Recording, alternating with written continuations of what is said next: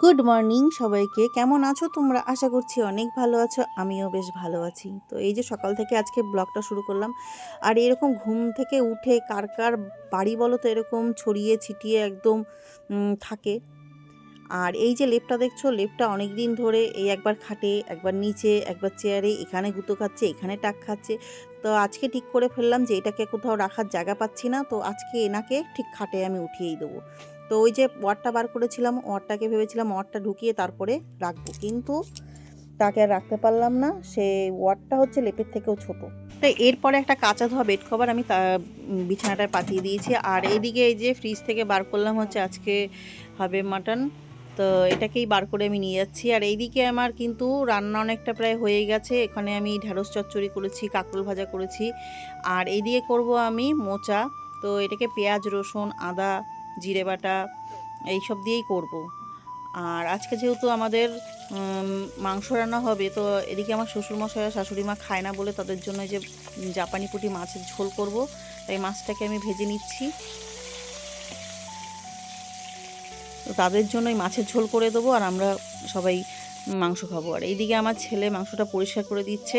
তো এখানে হচ্ছে অনেক কাঠের ছোট ছোট টুকরো ছিল, যে কাঠটার উপর কাটা হয়, ও ঠিক পরিষ্কার করতে পারছিল না বলে ওর বাবাকে ডাক দিয়েছে। তো পরে ওর বাবা ওই মাংসটা পরিষ্কার করে দিয়েছে। আর এই যে মাংসটা ধুয়ে একদম পরিষ্কার করে দিয়েছে। এটা ফ্রিজে ছিল বলে কালারটা কেমন যেন একটু ফ্যাকাশে মতো হয়ে গেছে। টাটকা হলে কিন্তু কালারগুলো খুব সুন্দর থাকে। আর এইদিকে আমার মাছের ঝোলও প্রায় হয়ে গেছে, এবার নামিয়ে নেব। আর এইদিকে আমি মাংসটার মধ্যে একটু টক দই দিয়ে দিচ্ছি। একটু টক দই দিয়ে একটু ম্যারিনেট করে রাখলে ভালো হয়। আর এই যে দেখো মাছের ঝোলটা কেমন হয়েছে বলো তো। আর এইদিকে এই যে আমি আলুগুলোও একটু ভেজে নিচ্ছি। মাংসের মধ্যে আলু না হলে বেশ আমাদের ভালো লাগে না, মানে মাংসটা ঠিক জমে না। আর এই যে দেখো আমি আলুগুলোকে একদম লাল লাল করে ভেজে নিয়েছি। আর এরপরে আমি একটু পেঁয়াজটা ভেজে নিচ্ছি।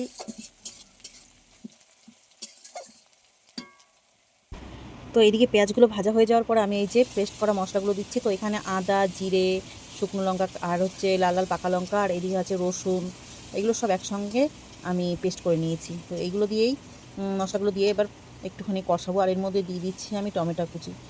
তো আস্তে আস্তে কষিয়ে তারপরে মাংসটাকে কষিয়ে তারপরে রান্না করব। এবার জানি না রান্নার ভিডিওটা কতটুকু করতে পারবো, কারণ এক হাত দিয়ে আমি ঠিক ভিডিও অতটা করতে পারি না। আর আমার কোনো রাখার মতো কিছু নেই যে আমি এখানে রাখবো, বা আমার নেই কোনো কিছু, এই হাতে করেই আমরা ভিডিও করি। আর এই যে এবার মশলাটাও আমার দিয়ে কষে গেছে। আর এর মধ্যে এবার দিয়ে দিচ্ছি আমি হলুদ গুঁড়ো, একটু সামান্য লঙ্কার গুঁড়ো তেমন একটা দিইনি, অল্পই দিয়েছি। যেহেতু আমি অনেকটা লঙ্কা পেস্ট করে দিয়েছি, তো ঠিক বুঝতে পারছিলাম না, গাছের লঙ্কা ছোট ছোট ঠিক বোঝা যায়নি যে কতটা দিচ্ছি, কতটা ঝাল হবে ঠিক বোঝা যায় না। তো এর জন্য লঙ্কার গুঁড়োটা একটু কমই দিয়েছি। তো এর মধ্যে আমি আবার মাংসগুলো দিয়ে দিয়েছি, কিন্তু আমি ঠিক ভিডিওটা করতে পারিনি। ওই যে আমি এক হাতে ভিডিও করছি, মানে মোবাইলটা শুধু এদিক ওদিক নড়ছে, দিচ্ছে একদিকে মোবাইলটা, মানে কোন দিকে তাকাবো, করার দিকে তাকাবো না মোবাইলের দিকে তাকাবো ঠিক বুঝে উঠতে পারি না। আর এদিকে আমার কষানো প্রায় হয়ে গেছে। আর এদিকে দেখো কত সুন্দর তেল ছেড়েছে, চর্বিগুলো সব গলে একদম অনেকটা তেল ছেড়েছে। আর এদিকে আমি এবার আলুগুলো দিয়ে একটু সামান্য সময় কষিয়ে নেব, তারপরে দিয়ে দেবো প্রেশার কুকারে। এবার সেই ভিডিওটা দেখাতে পারবো কি না তা আমি বুঝতে পারছি না, বলতে পারছি না।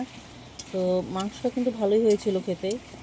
আর প্রেশার কুকারে দিলে কি হবে, অনেকটা তাড়াতাড়ি হয়ে যায়। কড়াইতেও হয়, কিন্তু সে ঢেকে ঢেকে অনেকটা সময় লাগবে। আর প্রেশারে দিলে মাংসটা বেশ ভালো নরমও হবে, ছেলে মেয়ের খেতেও সুবিধা হবে।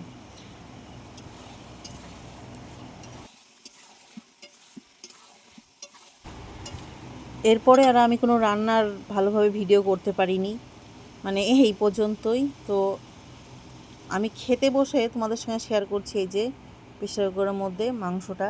তো এদিকে আমার ছেলেকে আমি দিচ্ছি তুলে, ও খাচ্ছে আর আমি তুলে দিচ্ছি। মাংসটা কিন্তু খুব সুন্দর নরম হয়েছিল, খেতেও বেশ ভালো হয়েছে। আর দেখো এখানে কিন্তু আমরা সবাই মিলেই খেতে বসে পড়েছি। তো মেয়ের খাওয়া আগে হয়ে গেছে। তো ভিডিওটা তোমাদের কেমন লাগলো অবশ্যই জানাবে, আর ভালো লাগলে অবশ্যই আমাকে একটু সাপোর্ট করবে। তো টাটা, সবাই ভালো থেকো, সুস্থ